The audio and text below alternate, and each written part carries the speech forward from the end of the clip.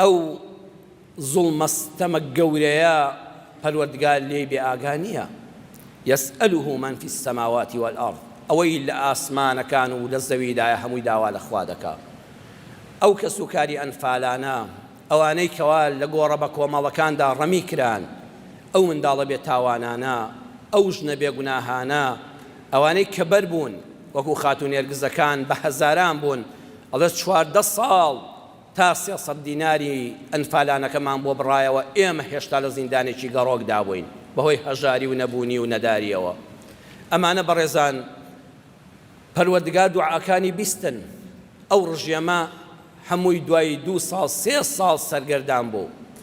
ئەو دیکتاتۆرەی ئەو سەرانەی کە ئەو بڕیاری ئەنفالیاندا بوو، مێژوەکە لە بەرچاوی خۆمان نزیکە و بەچاوی خۆمان بینیمان چۆن خوا ڕیسوای دنیا و قیامەتی کردن، چۆن لە کونا دەریان هێنان، چۆن خۆیان جەرگ سوتاو بوون، چۆن ژن و منداڵیان ئاوارەی وڵاتان بوو، چۆن سەروەت و سامانیان تاڵان کرا و هیچیان بۆ نەمایەوە. ئەوە بەس بە پەروەردگار دەکرێت. كل يوم هو في شأن. هەموو چرکەیەک پەروەردگار گۆڕانکاریەک لە گردوو ناڕوو دەدا.